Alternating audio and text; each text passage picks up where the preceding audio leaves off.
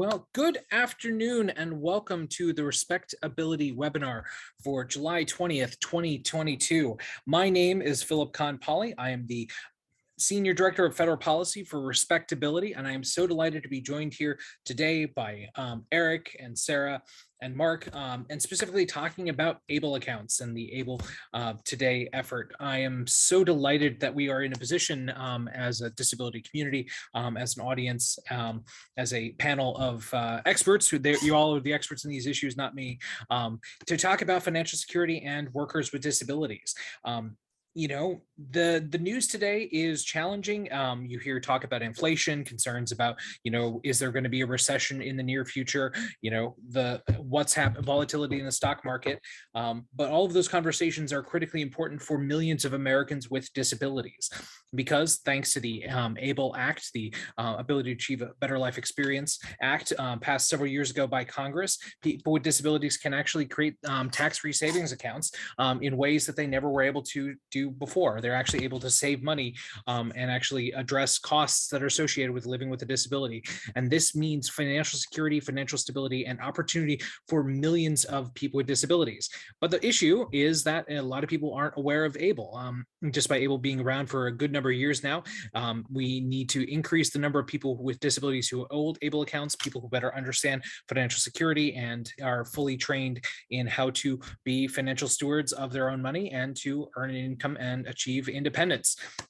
So towards this topic, towards this end, I've gathered today a panel of some really groundbreaking experts who are working on these issues, who are leading the effort nationally to get more people with disabilities financially secure, thanks to ABLE. We have with us today Eric Alkmanik, director of ABLE Today. He leads this effort.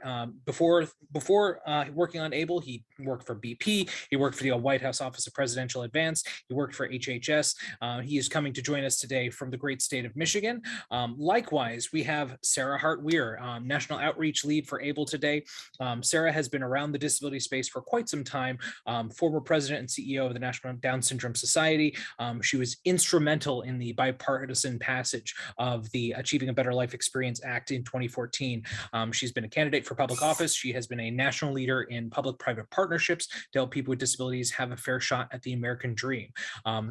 Her credentials, along with Eric's credentials, are all up on our website, and definitely check it out. Also joining us today is Mark Raymond Jr., who's the National Outreach Lead for ABLE Today. Mark is a quadriplegic who understands what it means to join the disability community at any time due to accident, illness, or aging. He has transformed his life experience into the foundation of the Split Second Foundation and is dedicated to making people aware of the disability community, which is too often an invisible population, advocating for their rights, funding cutting-edge research, and really live through his lived experience and through his advocacy, providing clear-cut steps to impacting people's lives. I am going to get off the mic now. I'm going to turn it over to Mark and Eric and Sarah. You've got the reins. Take it away and talk to us about ABLE Today. Well, thank you, Philip, and thank you, Eric, for all your hard work on behind the scenes, and also for Gabe too. I know Gabe's gonna be working hard this next hour, so we really appreciate Gabe's assistance. My name is Eric Alkmanik. I'm the program director for ABLE Today, which is a new national initiative that's housed at the National Association of State Treasurers, which we're going to get into here in a second. On the next slide, it talks about who we are and where we do have our mission statement from. So for ABLE Today, we believe that empowering people with disabilities also includes giving them the choices to live a more inclusive life, and also giving them the ability to have financial empowerment. The National Association of State Treasurers partnered with Wells Fargo Bank to initiate and found ABLE Today just earlier this year. And Sarah and I and Mark joined together last month in San Antonio, Texas, to officially launch this initiative. So for Philip, we really appreciate the opportunity to be here on one of our first national webinars. For myself, I helped start the first ABLE program in the country, which was in Ohio back in 2016. And both Sarah and I have been tirelessly traveling the country. I myself traveled to every single county in Ohio, talking about the benefits of ABLE. So thanks again, Philip, for being here, for having us be here. On the next slide. So if you're here today, or if you talk to anybody in the disability community, anyone who wants any information about financial empowerment, we believe that ABLE account should be an option for them. And if you are a person with a disability that as of right now, plans your finances month to month. If you're worried about losing Medicaid or SSI because of money in a bank or resources, if you're a family member that has a person with disability, or maybe you're a caregiver or support person that helps people with disabilities, or if you're a disability benefits provider, maybe you do work for SSI or Medicaid, or maybe you're a financial advisor, or maybe you do work in the special trust community. All of these people, anyone in the disability community, deserves a right and also an opportunity to hear about what an ABLE account is and the impacts it can provide, not only their life, but the disability community in general. Sarah? Great. Thank you, Eric. So throughout our presentation, we really want listeners in the audience to learn a little bit more about ABLE accounts, ABLE Today. But throughout the course of the next 40 minutes or so, we want to harken back to two specific examples. Everybody, and Eric and I have experienced this over the years, wants to be able to understand and absorb how you might be able to utilize an ABLE account in your life. So Mark will be kind of jumping in here a little bit more momentarily, talking about our friends Amanda and Dalton here, two examples. As you'll see, Amanda here is 13 years old. She happens to have a physical disability and will utilize Medicaid services throughout her life. At 13 years old, Amanda's parents are saving for her to go to college. And obviously, they're also concerned about who will support and care for Amanda when they are no longer here. Amanda's parents want to be able to plan for her future. The second example that we'll point to throughout the course of this discussion, and I know we'll have some questions throughout in the chat box, and Philip's going to have some questions for us toward the end of the presentation. But on a separate example, we wanted to present Dalton. Dalton is 34 years old. He happens to have a developmental disability and is currently working. Dalton receives SSI as well and utilizes this for his monthly rent payments. He wants to be able to purchase his own home one day, but because of SSI limits, Dalton cannot save for that down payment. So we'll talk about that in the context of how ABLE may be able to help Dalton reach his hopes and dreams. So as we kind of go along, we wanted to give you just a broad overview of what ABLE is. And this is a tool that will allow you to save your own money in your own name, more than that $2,000, that asset limitation that we often talk about. ABLE is also a tool that helps you accumulate wealth without losing the benefits. And we'll go into this presentation a little bit more into some of the nuances with SSI and Medicaid and how that impacts eligibility with ABLE as a tool in the toolbox. And then, of course, if you're a person with a disability, a family member or caregiver, I am sure you've heard the term spend down over the course of your lifetime. We'll talk about how ABLE can work without having to spend down your current or your future income. Really, this is all about moving from a monthly financial plan to a lifetime financial plan. And our hope is here that ABLE accounts make this all possible.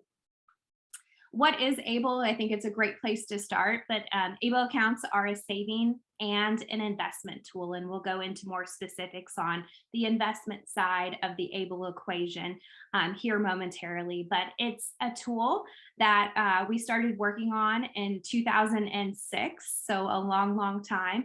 But it was a tool that was enabled by some federal legislation and then subsequently some state laws that helped authorize ABLE accounts and ABLE programs to begin. And the ultimate goal with ABLE is to be able to save money without impacting federal benefits. The original legislation that was passed that Philip referenced in 2014 amended the federal tax code under Section 529 to allow these accounts to be possible. So what does ABLE look like today? And we wanted you to have this snapshot before we went into the more specifics. 46 states and the District of Columbia currently offer ABLE programs. And this allows for ABLE programs are offered in each state with some national or nationwide offerings as well. Today, and this data point changes every single day, but the most recent statistics are we have 120,000 total ABLE accounts across the country, and we're just really grateful to Respectability for allowing us to talk a little bit more and expand the education and awareness to the disability community about the benefits of ABLE.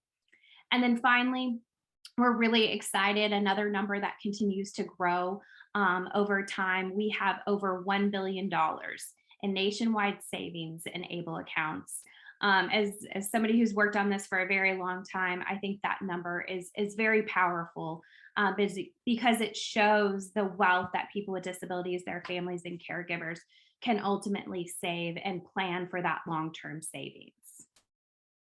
Lastly, before I turn it back over to Eric here, just a couple of benefits that we wanted to highlight about ABLE. We're going to go over these throughout the course of the presentation. It has multiple functions.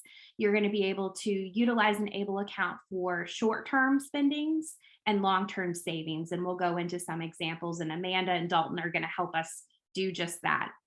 The opportunities to be and have financial empowerment and community inclusion. We'll talk a little bit about the opportunities, the disability qualified expenses that are enumerated in the original ABLE Act, but also how the funds and resources can be spent. We'll talk about the spin down alternative, which I'm sure is going to be something that is very important to individuals in the audience today. We'll talk about the flexibility and the easy to utilize platform of ABLE. It's easy to open, it's easy to close, and it's easy to use, similar to a traditional bank account. And then finally, we'll talk about the tax benefits of an ABLE account and what that will look like to you individually based on where you live in the country, and how that will work on an annual and long-term planning basis. So Eric, I'm going to stop there and turn it back over to you.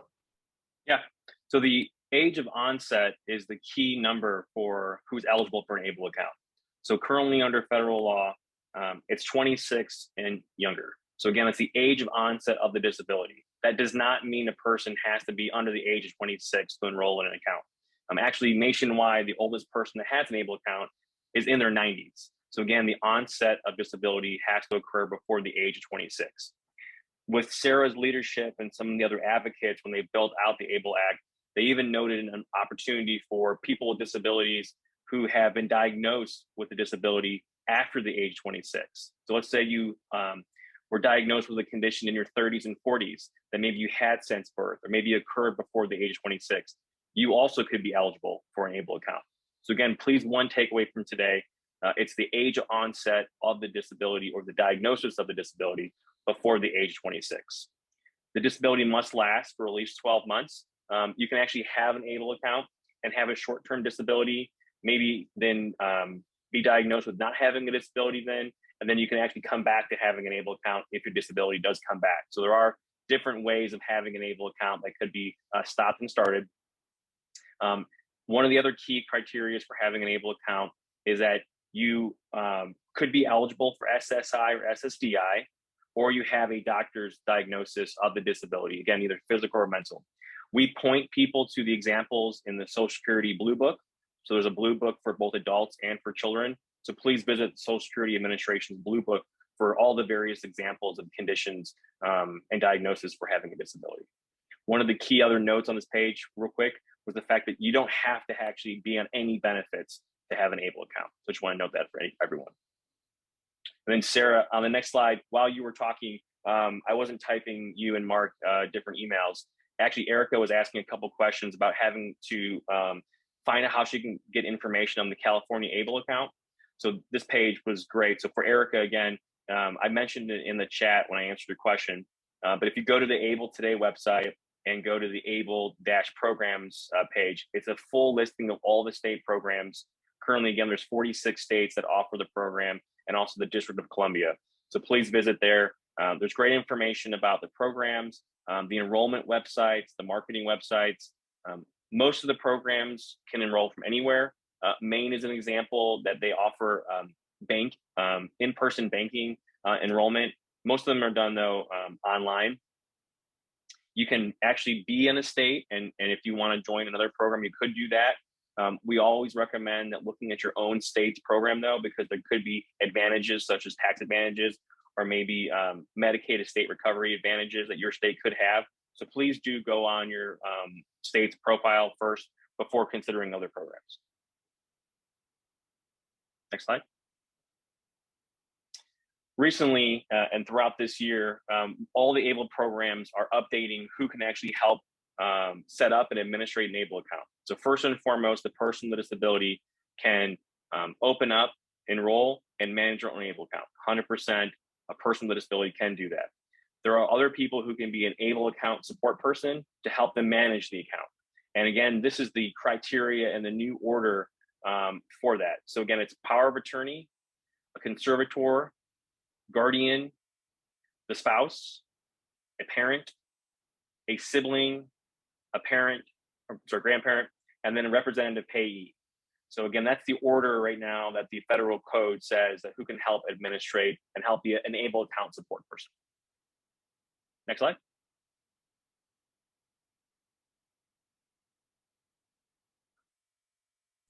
So let's go back to our example of Amanda, the 13-year-old with a physical disability. Her parents are trying to save for her to go to college. So in this situation, Amanda's mom is going to serve as her support person. Amanda's mom is going to open the account for her online, and as Amanda's mom is going to serve as the administrator. Now the account is owned by Amanda, but her mom just makes all the deposits and monitors it and makes sure that all of the day-to-day operations of her account is taken care of, including the contributions and withdrawals.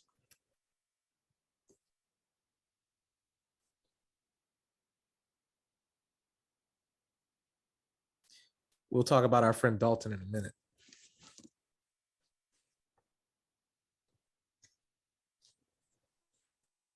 Eric, do you want to jump back in on this slide? Sure.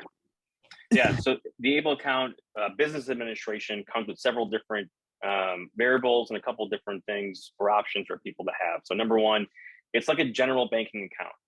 You can deposit money electronically into it, or you can write a check into the ABLE program. So it makes it very easy to deposit. Most of the programs also come with great features such as payroll deduction. So a person with a disability or a family member of a person with a disability can actually payroll deduct money out of their salaries and income directly into an ABLE account. Most of them also come with e-gifting features. So if a person with a disability wanted to say that, I'm graduating from high school, I'm graduating from college, would you be interested in providing money into my ABLE account?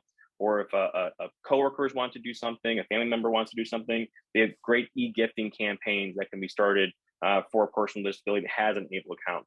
Kind of think of it like a Kickstarter or GoFundMe account, but it's actually created just for ABLE accounts. And then an option that was put in place for an ABLE account is monies that are in a 529 college savings account can actually be rolled over from a 529 college savings account and then help expand the way and the usage of that money and be rolled over for free of charge into any ABLE program. For the amounts, so currently, and this has gone up over the years, for Sarah and I, we've been working on this outreach now for several years. The annual number actually was in the 14,000 originally, but as of this year, the new annual amount, so that's from any source for a contribution, is $16,000. So what that means is a person with a disability can put their own money in, a family member, friends, organizations, nonprofits, even their employers, anyone can contribute up to $16,000 a year into someone's ABLE account. Additionally, though, through the Able to Work Act, which was added on in 2017, Congress allowed for an additional up to $12,880.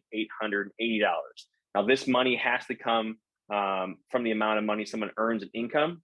So basically, if a person with disability is working, they can put an additional $12,000 into their ABLE account. So I always go back to the fact that these are a lot of numbers, but the real main number anyone ever has to remember is at any one time through SSI and Medicaid, the asset limit always was $2,000.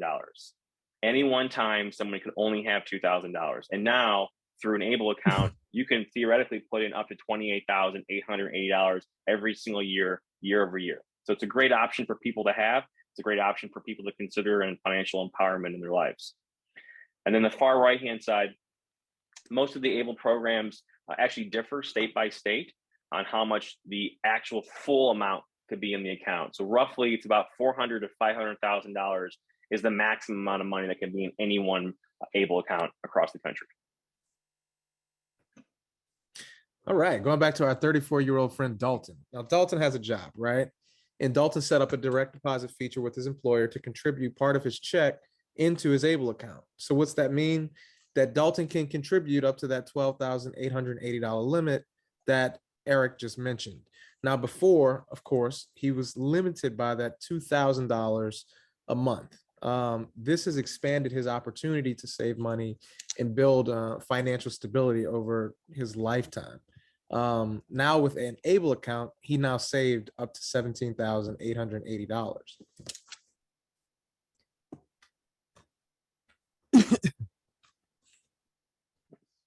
Sarah's going back to me. I was typing in an answer into somebody. Philip, this has been, I have to tell you, Philip, one of the best parts about having an ABLE presentation is answering questions. Like I've said earlier, I've been to every county in Ohio, and we could give the presentation, but the questions actually make it. So I really appreciate that people are asking questions. So I know it looks like I'm typing emails, but I am actually answering the questions. So I'll say quick shout out to audience members, Erica Abbott and Stephanie Howard for keeping the conversation going, and now joined by Matt Grillett. If you are an audience member and you have a question that we haven't answered yet about ABLE accounts, type it in the chat box. We'll have a chance to ask them at the end of the hour, but keep them coming and keep them going to Eric, Mark, or Sarah. And we know everybody's a short amount of time, so we're multitasking the best we can. So I'm trying to do it all at the same time. Okay, so for the ABLE accounts themselves, there are annual accounts costs that come with the ABLE program. So they're going to be different. I know everyone is, it looks great that there's an ABLE account monthly fee that says $0, but one of the first features I want to talk about on this page is all the ABLE programs have different features. Some have debit cards, some have checking accounts, right? Some have neither. So the fact that maybe one might cost more than another, you have to look at the features that are involved in each one. The one that's $0 might not be in your state either. So that's why these ranges on these fees. So for example, $0 to $60 a year for the fee. That's a monthly fee. And then the right-hand side, we talk about an asset-based fee. So think about it, that retirement monies or other monies that you might have in financial products do come with investment fees. The ABLE account investments also have the same thing. So really what this page is helping to describe is there's different levels of fees, both on the monthly maintenance cost and also the asset-based fees. But please just consider looking at the different programs and different products to see what fits best in your life. For the investment options themselves, one of the best parts about an ABLE account is there's such great flexibility in how to spend the money. So number one, it's a checking option, a savings option, and an investment option. So like I said earlier, some of the programs actually have checking accounts where you can get a physical checkbook and actually go ahead and write checks out to spend the money. Some of them have debit cards, so you can just use debit cards, at any time. All of them though have a savings account. So if you just want to put money into an ABLE account and just save it away, for example, for a down payment of a car, or maybe a down payment of a home, or maybe you just want to save money for a long-term expense, 5, 10, 15 years from now, you can use the money that way. On the investment side, many of the programs have multiple different investment options. So it's a combination of stocks and bonds, obviously. And what happens is it rides the market like anything else. I do want to make sure we make everybody aware markets do go up and down.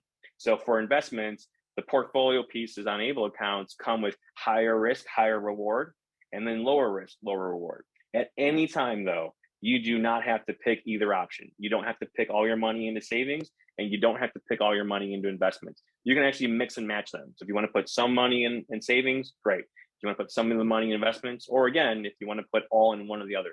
Really the flexibility of the ABLE accounts is people with disabilities and who's ever helping them administrate the account can pick and choose how best to have the money in the account.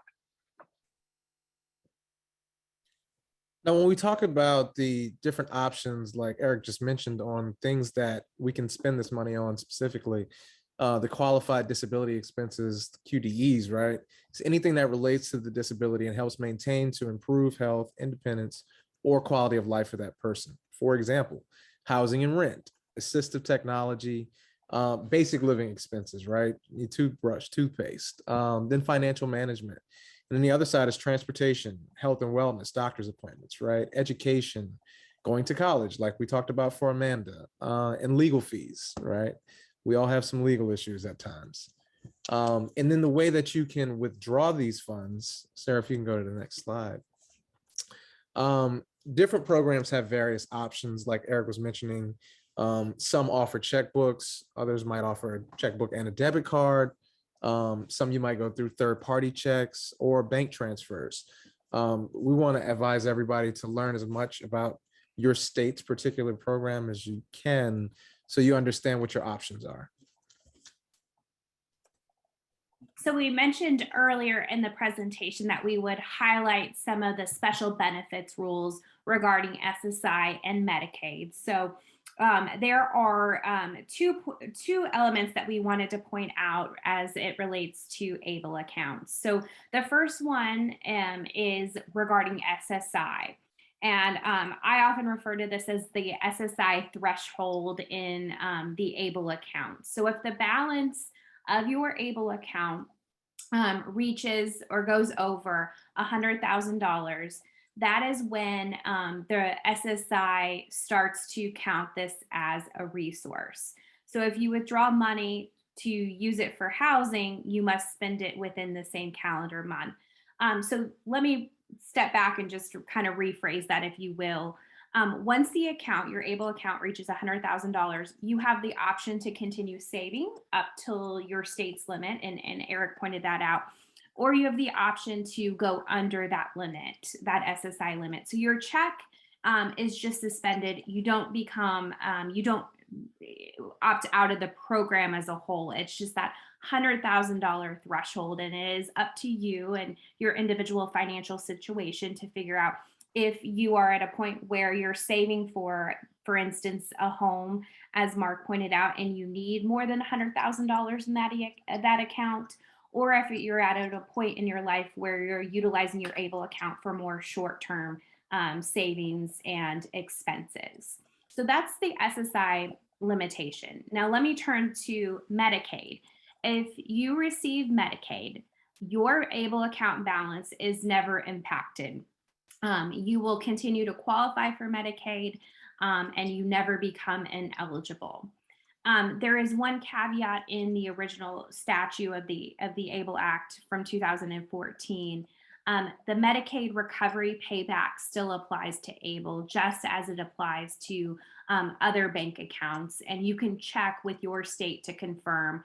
If we haven't done so already, we will put a link to our state ABLE page, so you can check out more specifics based on the state or plan that you may be interested in accessing. And another point, and we're going to probably get into this a little bit later, but what if I already have, or I'm considering, a special needs trust? And our answer to that is pretty simple. Great, you can use both. Special needs trust can accept larger annual deposits than the ABLE account, and we kind of went into that on the slide Eric just presented. People and individuals with disabilities and families are frequently utilizing special needs trusts to put large deposits. And then you also have the flexibility to utilize a special needs trust and an ABLE account together. For others, as an ABLE account can complement a trust, we wanted to point out just a couple of examples. ABLE accounts are less expensive, and we went into some of the fees associated with ABLE accounts here just a few moments ago. They're often far less expensive to set up and maintain. We went through that process. You do not need to access any legal help to open up an ABLE account. You do not require an attorney's help to do that as well. We wanted to make sure that folks were aware of the flexibility of that option as well. ABLE accounts, and Mark did a phenomenal job walking through some of the disability qualified expenses. that can be included with your use and flexibility of ABLE. You can buy more things. There's a lot of flexibility with those disability qualified expenses to save for short-term or daily expenses, as well as long-term expenses like a house, a mortgage, a down payment, an accessible vehicle. Eric pointed this out, but tax deductions, there's a lot of states that are offering incentives, and we really encourage you to check out your home state's program and see what incentives may be included in that overall plan. Ownership. This was really important when we started working on this in 2006.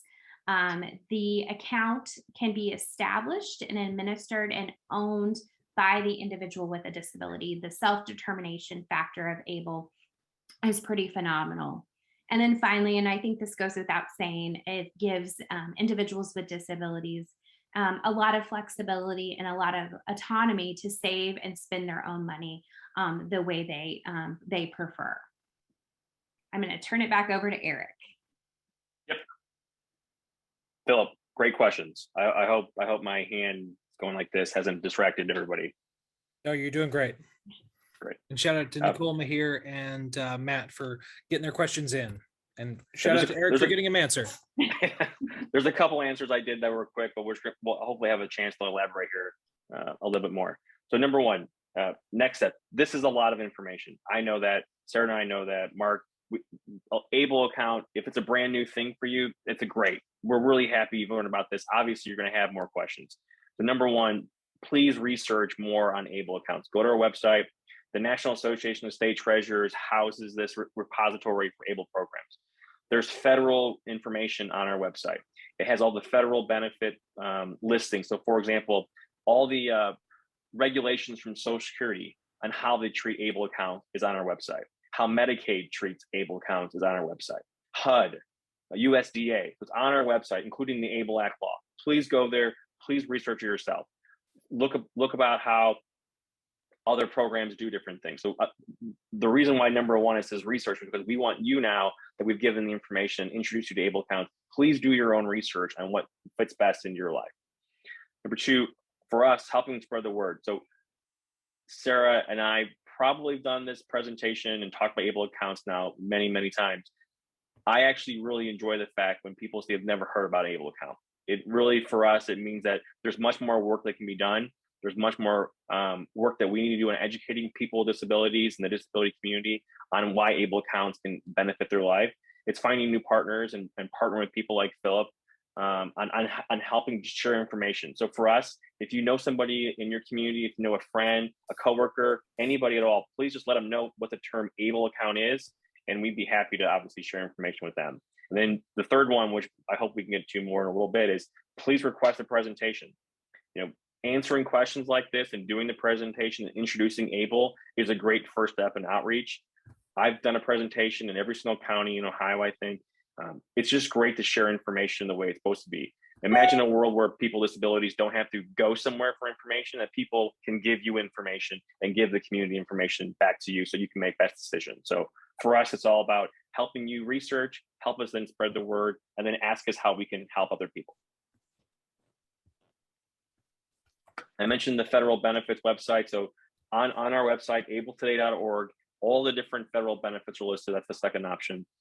We have our presentation, this one right here on there. There's information about ABLE accounts and employers. Obviously, we mentioned earlier on the fact that the ABLE-programs page is a listing for every single ABLE program in the country. It's their enrollment page, but also their marketing page, because you might want to go to one or the other to learn about the program. So please go to either one of those for information. And then obviously, thank you. I mean, the National Association of State Treasurers, we helped found this and fund this through Wells Fargo. It means a lot. The National Association of State Treasurers is the only place where all the different ABLE programs actually get together, which is why it's housed where it is. And that's why Sarah, Mark, and I are very pleased to be able to work for NAST and do these educational outreach opportunities. So with that, I feel there's a couple of questions back in the chat. I'm happy to just go back through and make sure we answer them fully. Or if anybody has questions, happy to do it. Well, I'll dive right in because I've got my questions that I'm burning to ask, but I'll throw this up into Mark, Eric, and Sarah from Rachel Pierce. Do contributions to or funds in able accounts impact qualification for HUD subsidized housing? Yep. Sarah, Mark, if it's okay, since I'm on a roll, I might as well just keep going, right? Because it's hard. So Keep going, Eric. okay. So there's two parts to this question. So number one, ABLE money, and again, if you go to our website and the federal benefits page, the ABLE money in the account does not affect HUD benefits at all. Not one bit. Money in the account. In fact, the HUD administration actually provided us a resource document showing how ABLE accounts are to be treated by HUD benefit supervisors. So it's on our website. It's definitely there. The second piece of this, though, this is a little bit of all of us sharing information with each other, is the fact that if you do earn income, that income can still affect your HUD benefits. So I just want to make sure I clear that up. ABLE money does not affect HUD benefits, but if you are working, just keep in mind that if you do work and you work more because you can save more in ABLE account, that income that you put in could affect your HUD benefits. Again, it's not ABLE related, but we want to just give you information on your HUD benefits.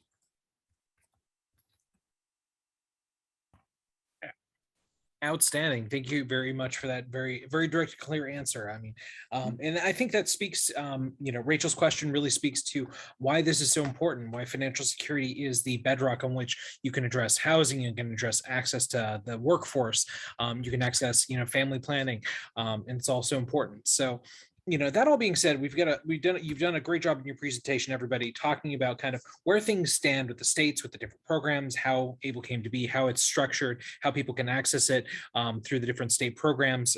Great shout out to the National Association of State Treasurers for their supporting this work. But I'm really curious, what is the overall national kind of landscape around ABLE and the ABLE Act, and where are there opportunities for the disability community writ large to advocate further expansion and further financial security as a community? Great question, Philip. I'll jump in here for our team and take that one, and then I'm going to pivot and ask Mark to join in momentarily. So, the great thing about ABLE is in 2014, when we got this legislation across the finish line, I'll say this because, and Eric is probably sick of hearing me saying this, but we did something monumental as it relates to disability advocacy. We passed probably the most significant piece of bipartisan legislation since the ADA. And, obviously we're getting ready to celebrate 32 years of ADA next week. And when we did that, we changed the tax code to create an incentive and a tool for people with disabilities to save. We got 85% of the entire Congress to support this bill, Bernie Sanders to Jim Jordan and everyone in between. And then what we did is we've looked for opportunities to build upon the foundation. So we eliminated the state residency requirement shortly after its passage.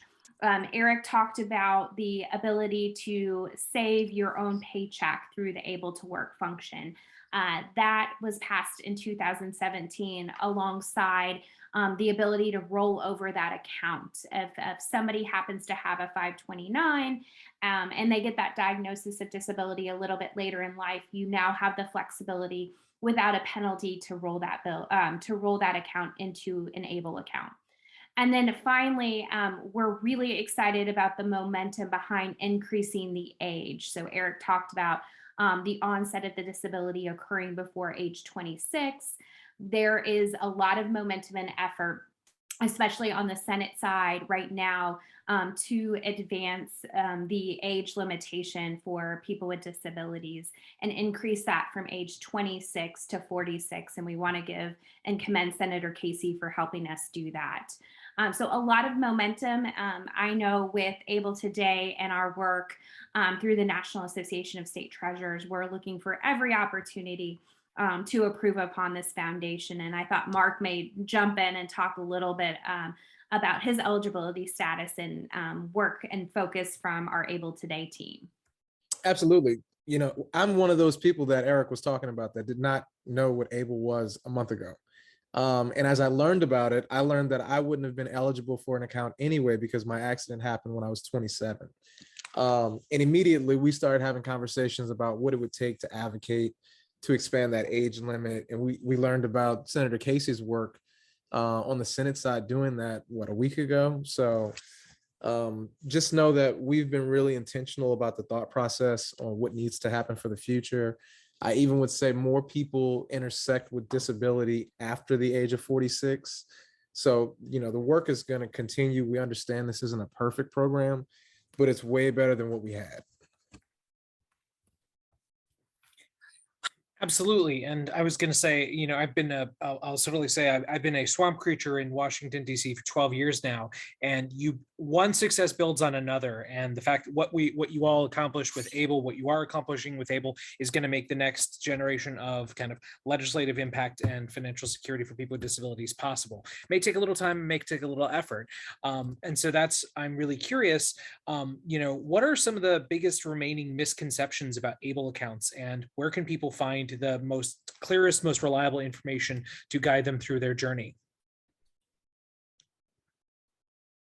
Sir, I think that one's me, right?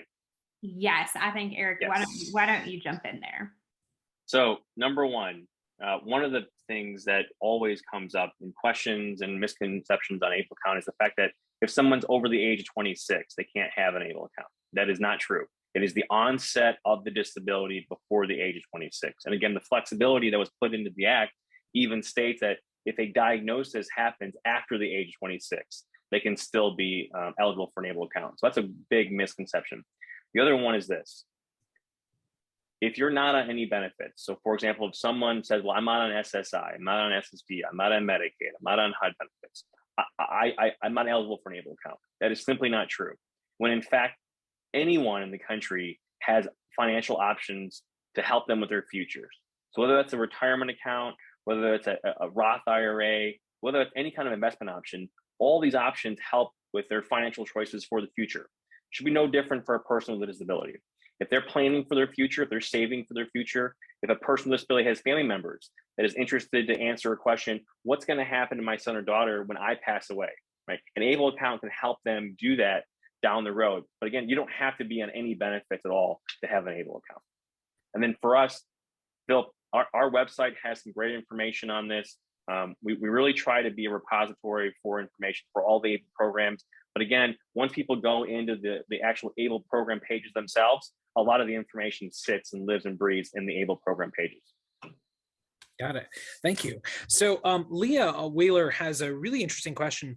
So say somebody isn't on public benefits, is there an advantage to using an ABLE account over a normal savings account?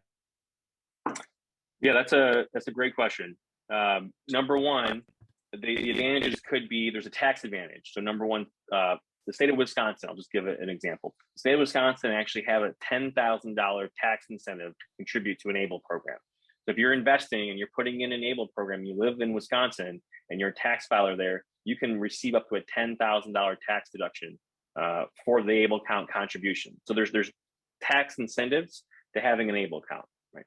Number two, though, and I go back to the question I answered previously, is it's planning for the future, right? So you may not be on any benefits right now, right? You might not even need a savings account right now for any reason, but in 20, 30 years, if you're on a benefit, the month you start your benefits, you are up to that $2,000 asset limit. So you will not be able to have more than $2,000 if you ever go on Medicaid or HUD or SSI. So again, the ABLE account comes into, it's an option for a person with a disability to plan for their future on what would happen to them possibly in the future. All right, great answer and great question.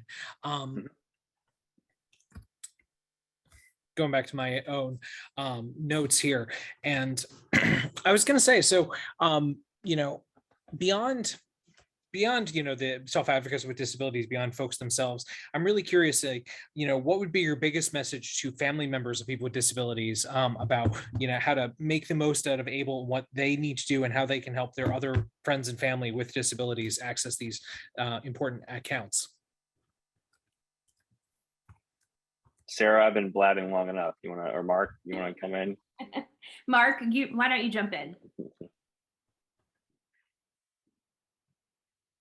I was passing it to you, Sarah. You were on mute. No, so well, and I think, Philip, That's a really great question. It comes down to, and this really was the heart of ABLE when we started working on it years ago.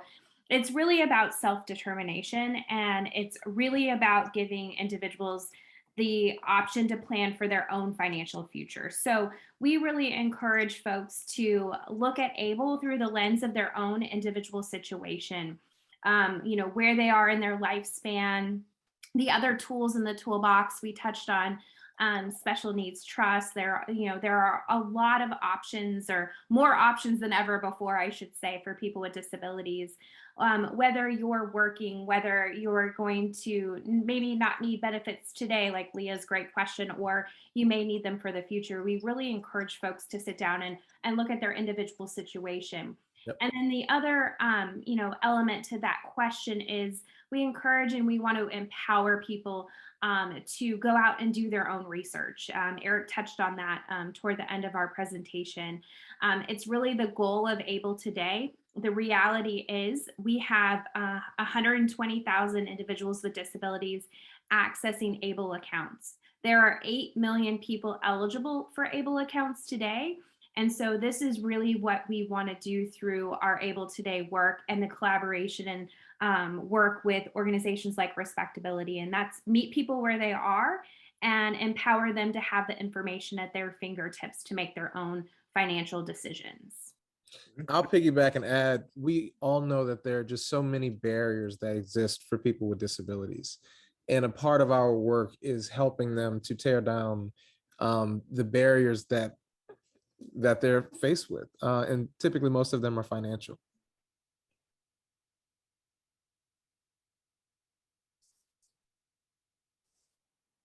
Philip, there was a question on here that I want to make sure I give more information on. So Stephanie asked the question about getting information to employers. So two things. On our website, we have a whole page, and actually Sarah leads our national initiative to talk to employers. So on our website, it's the employer tab. It's information for employees, but also information for employers. So please go there.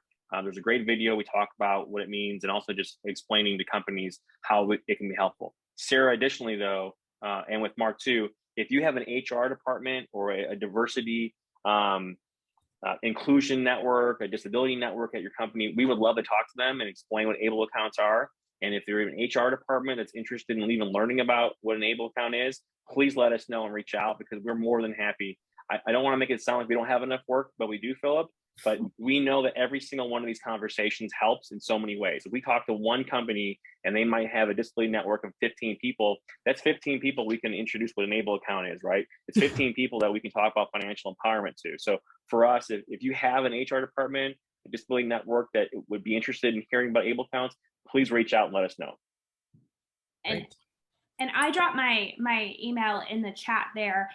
Eric's absolutely right. Not only are we providing this outreach and these educational opportunities to our partners in the disability community, we really want to jump in and provide the train the trainer model to employers. So if we can work with your HR department, our hope is that they're not just employing one individual with a disability, that your experience and your advocacy within your workplace could benefit a lot more individuals with disabilities.